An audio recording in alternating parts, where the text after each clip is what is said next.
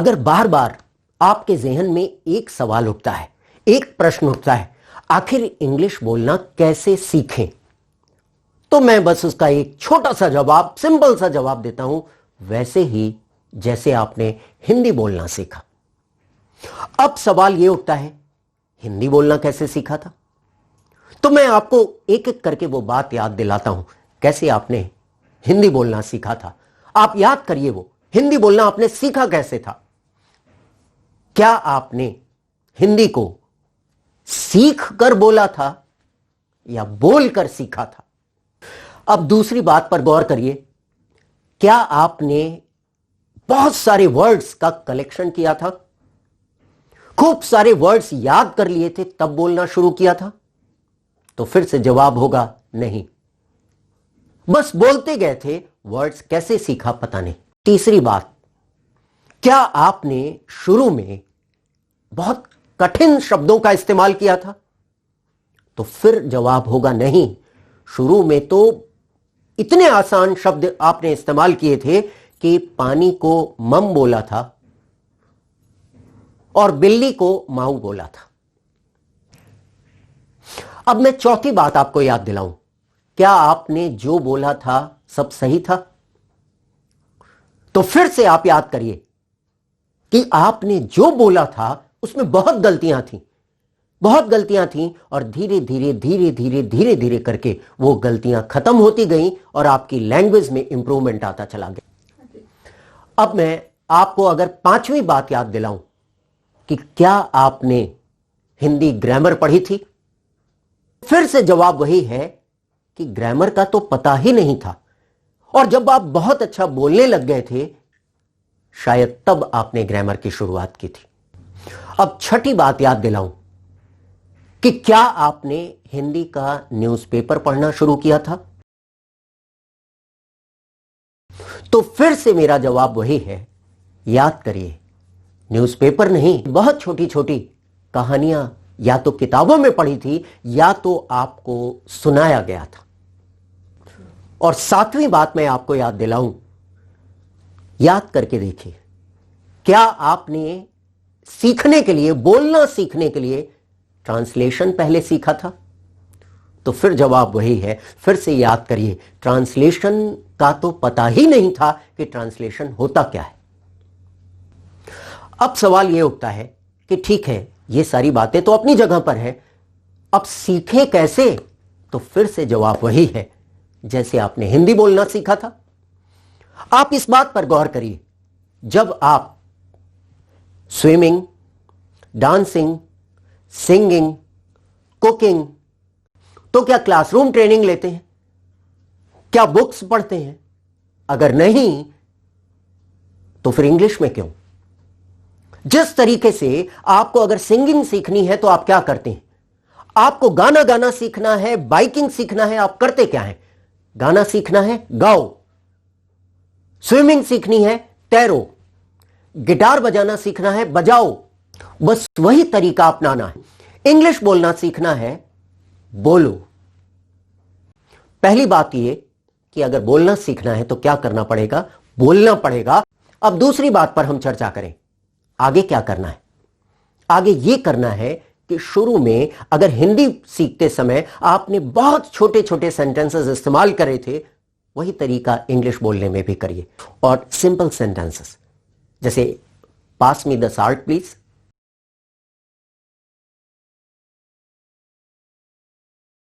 Can I take your pen please, बहुत simple sentences. इन सारे ऐसे सेंटेंसेस की प्रैक्टिस से शुरुआत करिए। इसके साथ ही और आपको क्या करना है? वर्ड की मीनिंग नहीं, उसका एक्सप्रेशन और टोन याद करिए। उसको बोल करके अकेले में बंद कमरे में प्रैक्टिस करिए। उसकी टोन क्या होनी चाहिए, उसका एक्सप्रेशन क्या होना चाहिए, इस चीज की प्रैक्टिस करिए। तस्वीरों के साथ, कमरे के अंदर रखे हुए किसी सामान या दीवार पर टंगे हुए कैलेंडर के साथ, उनके साथ बातचीत शुरू करिए। और उस एक्सप्रेशन और टोन के साथ, जैसे अगर मैं आपसे कहूं कि अगर मैं बोलूं एक शब्द और बगैर उसके हिंदी जाने क्या आपको उसका अर्थ समझ में आ रहा है या नहीं? अगर मैं आपसे कहूं सॉरी और या मैं आपसे कहूं सॉरी, अगर मैं आपसे कहूं सॉरी या मैं आपसे कहूं सॉरी, दोनों का अंतर आपको इसकी टोन से, इसके एक्सप्रेशन से क्लियर हो जाएगा। हिंदी जानने की जरूरत ही नहीं पड़ेगी। अगर मैं कहूं कम ऑन यार, और अगर मैं कहूं come on come on come on, दोनों का अंतर इसके एक्सप्रेशन और इसके टोन से बगैर हिंदी जाने ही आपको क्लियर हो जाएगा कि इसका क्या अर्थ है। बोलने की कोशिश करिए, सही बोलने की नहीं। क्या आपने हिंदी में जो भी बोला था सब सही बोला था? अगर नहीं तो इंग्लिश में भी क्यों ऐसी कोशिश कर रहे हैं कि मैं जो बोलूंगा सही बोलूंगा, पहले मैं ग्रामर पढ़ लूं, ट्रांसलेशन सीख लूं, उसके बाद ताकि मैं जो बोलूं वो सही हो। तो ये जान लीजिए आप कभी बोलने नहीं जा रहे। मैं बात करूं ग्रामर की कि क्या आपको इंग्लिश में ग्रामर पढ़ना चाहिए, तो जवाब वही है, क्या हिंदी में आपने ग्रामर पढ़ा था? मैं एक सेंटेंस बोल रहा हूं और उसको सुनिए और उसको अपने तौर से एनालिसिस उसका करके ये देखिए कि गलती कहां है। मैं अगर कहूं आपसे उसने मेहनत की और वह सफलता हो गया, सुनकर अजीब लग रहा है कि नहीं, सफलता नहीं, यहां सफल होना चाहिए कि उसने मेहनत की और वो सफल हो गया। अगर मैं आपसे पूछूं कि ग्रामर के किस नियम के अनुसार आपको यह लगा कि यहां सफलता शब्द गलत है और इस जगह सफल शब्द का इस्तेमाल होना चाहिए, तो शायद हो सकता है कि आपके जहन में यह ना आए कि नहीं, ये ग्रामर तो नहीं, बस मुझे अजीब सा लग रहा है। और यह अजीब क्यों लगता है? क्योंकि ग्रामर का हमें भले पता ना हो, लेकिन बार बार ये सेंटेंसेस बोल बोल करके, सुन करके, बार बार बोल करके सुनकर ये लगने लगता है कि यहां पर कुछ अजीब सा लग रहा है, सफलता शब्द गलत है, यहां सफल शब्द होना चाहिए। यही चीज इंग्लिश में भी आती है, यही चीज इंग्लिश में भी सही कि आप बार बार ग्रामर के बजाय अगर सेंटेंसेस को बार बार बोलना या सुनना शुरू करेंगे तो कुछ समय के बाद आपके जहन में यह बैठ जाएगा, और जैसे ही कोई चीज बोलनी होगी या आप कहीं पर कोई ऐसी चीज सुनेंगे, आपको पता चल जाएगा कि यहां पर यह गलत है, सही क्या होना चाहिए, और गलती कहां है और सही क्या होना चाहिए, यह आपके समझ में आ जाएगा। स्पीकिंग और राइटिंग दोनों अलग है। बहुत सारी चीजें ऐसी हैं जो आपको ग्रामर कुछ बताती है कि एडवर्ब को कहां प्लेस करिए, वर्ब के बगल में प्लेस करिए, या कुछ एडवर्ब जो पूरे सेंटेंस को मॉडिफाई करते हैं उसको शुरू में प्लेस करिए। ये सारे ग्रामर के लिखने के नियम है। बोलते समय ये नहीं चलता। बोलते समय कई बातें ऐसी हैं कि जो लिखी ही नहीं जा सकती। बोलते समय एक्सप्रेशन का इंपॉर्टेंस है, बोलते समय आपकी टोन का इंपॉर्टेंस है, बोलते समय आपको किस वर्ड पर और कहां एम्फसाइज करना है, यह बड़ा मायने रखता है। जरा सी अगर शब्दों का कोई भी शब्द जो लिखते समय कहीं और प्लेस हो जाए तो ग्रामर कहती है कि यह गलत है, लेकिन बोलते समय इन सारी बातों का बहुत ध्यान नहीं रख सकते हम। वो इसलिए क्योंकि यहां पर अगर मैं बात करूं किस शब्द पर कहां आपको जोर देना है, कहां स्ट्रेस देना है, इस चीज को राइटिंग में आप कैसे करेंगे। मैं एक सेंटेंस अगर बोलूं, उसने कहा उसने उससे पैसे नहीं लिए। अब इसको अगर आप हिंदी में या इंग्लिश में लिखना चाहें तो आप लिख लेंगे, लेकिन बोलते समय किस वर्ड पर आप स्ट्रेस देते हैं उसके अकॉर्डिंगली इसकी मीनिंग चेंज हो जाएगी। उसने कहा कि उसने उससे पैसे नहीं लिए, इसका मतलब कि क्या हुआ, उसने कहा कि उसने पैसे नहीं लिए। मैं क्या बात कर रहा हूं कि उसने मुझसे कहा कि वो पैसे नहीं लिए। उसने कहा कि उसने उससे पैसे नहीं लिए। अब यहां पर थोड़ा सा अर्थ चेंज हो गया कि उसने कहा कि उसने उससे नहीं लिए, यानी किसी और से लिए। उसने कहा कि उसने उससे पैसे नहीं लिए, फिर से अर्थ चेंज हो गया। यानी कि उसने कहा कि उसने उससे पैसे नहीं लिए, इसका मतलब हुआ कुछ और चीज ली, पैसे नहीं लिए। तो अगर इस चीज को आप लिखना चाहें, इस चीज का ट्रांसलेशन करना चाहें, तो इसका कैसे ट्रांसलेशन आप कर सकते हैं। इसलिए पहली चीज ये आपको दिमाग में अच्छी तरह रखनी चाहिए कि स्पीकिंग और राइटिंग दोनों अलग है। बहुत सारी चीजों में हम लिखते समय तो ग्रामर रूल का ध्यान रखते हैं कि हाँ ये शब्द यहां होना चाहिए, ये शब्द वर्ब के बगल में होना चाहिए, फला शब्द सेंटेंस के शुरुआत में होना चाहिए, लेकिन बोलते समय बहुत सारी चीजें ऐसी होती हैं जो आगे पीछे भी करके हम हैं। तो करना यह है कि पहले न्यूज़पेपर पढ़ना बंद करें अगर आप शुरुआत कर रहे हैं, क्योंकि न्यूज़पेपर की इंग्लिश ऐसी नहीं है कि जो बड़ी आसानी से समझ में आए, और अगर समझ में नहीं आएगी तो तुरंत दिमाग को यह लगने लगता है कि अरे ये बड़ी कठिन है, इंग्लिश सीखना बहुत कठिन है। और जैसे अभी हम लोगों ने चर्चा की कि हिंदी में क्या किया था, आपने क्या न्यूज़पेपर पहले पढ़ा था? नहीं, पहले आपने बड़ी आसान आसान सी स्टोरीज पढ़ी थी। वही इंग्लिश में भी करना है, वही काम करना है इंग्लिश में भी।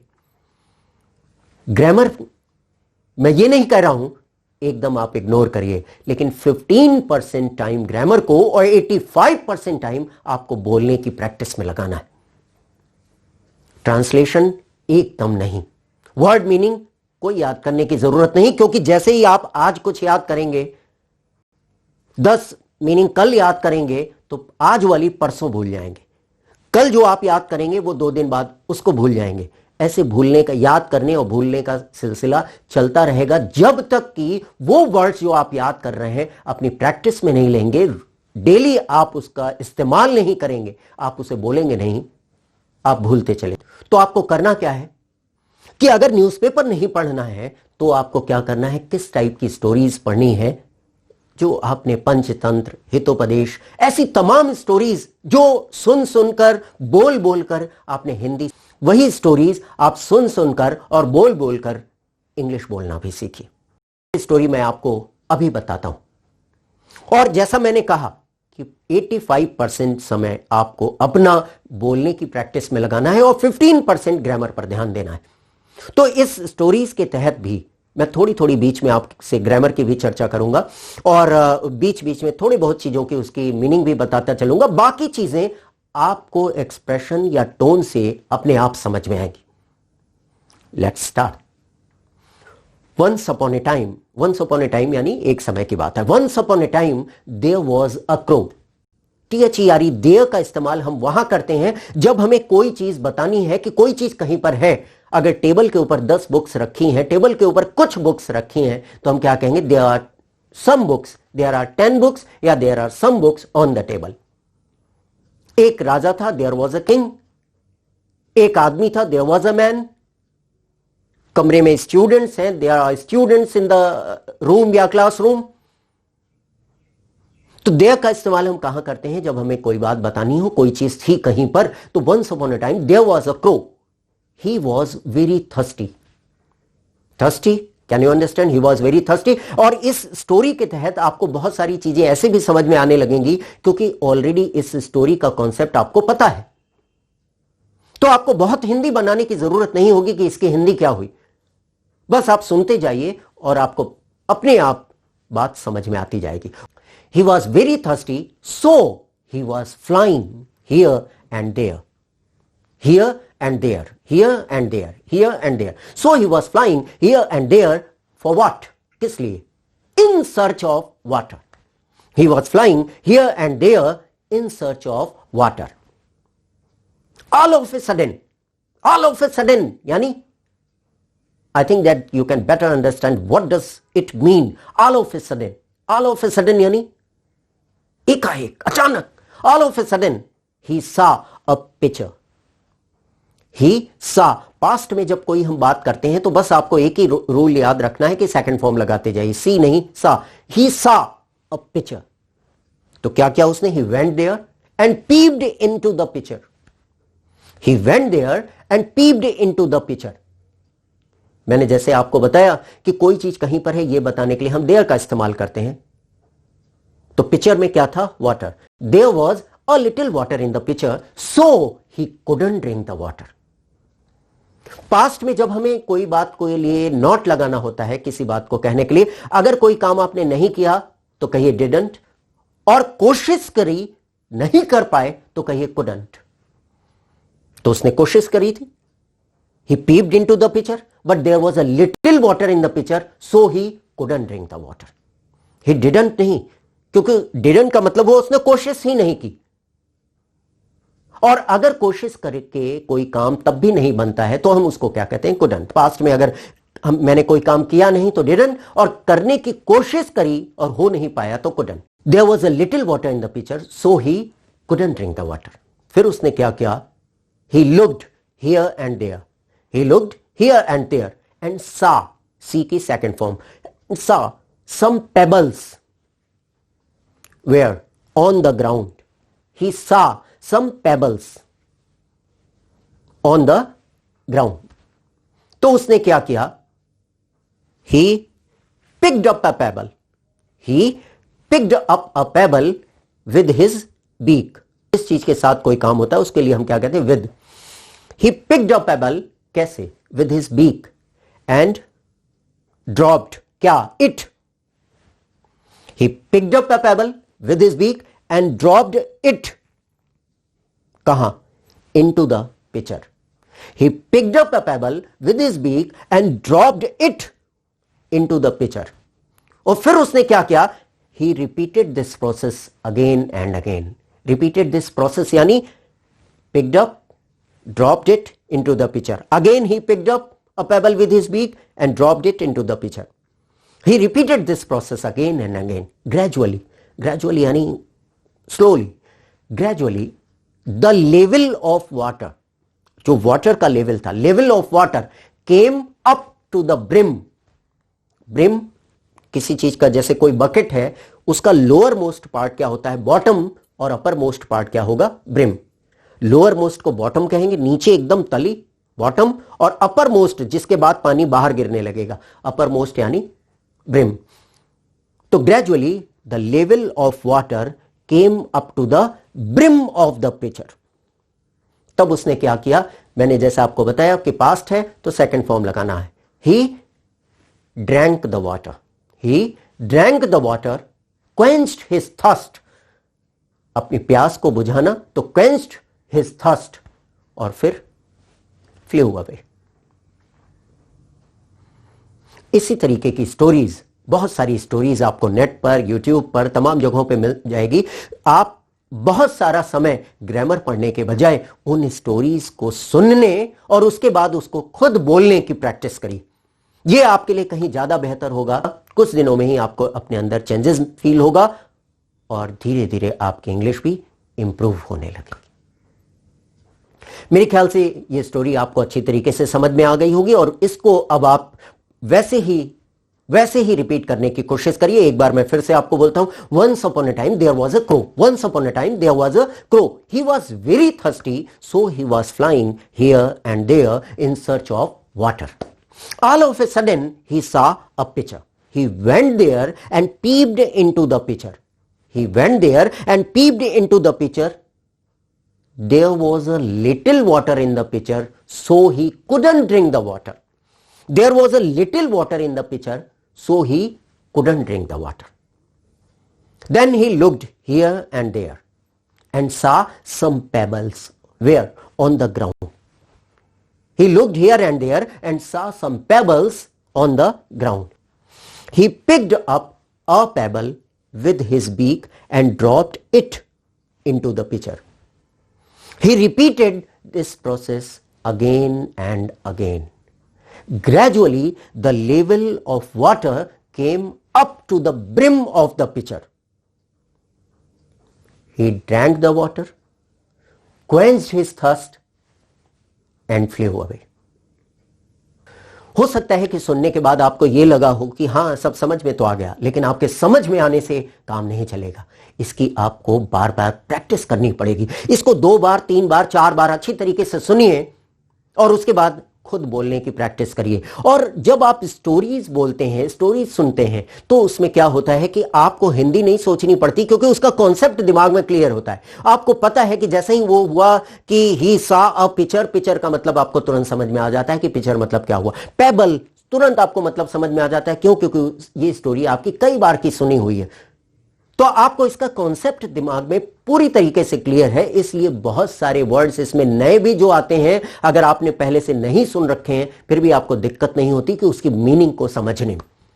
तो अब मैं उम्मीद करता हूं कि इस स्टोरी को बार बार सुनकर ही आप दोहराएंगे और पूरे एक्शन के साथ एक्टिंग करते हुए, भले ही कोई आपका साथ ना दे, कोई कंपेनियन आपके पास ना हो, कलीग ना हो, कोई फ्रेंड ना हो, बंद कमरे में इसकी वैसे ही एक्टिंग करते हुए प्रैक्टिस करिए.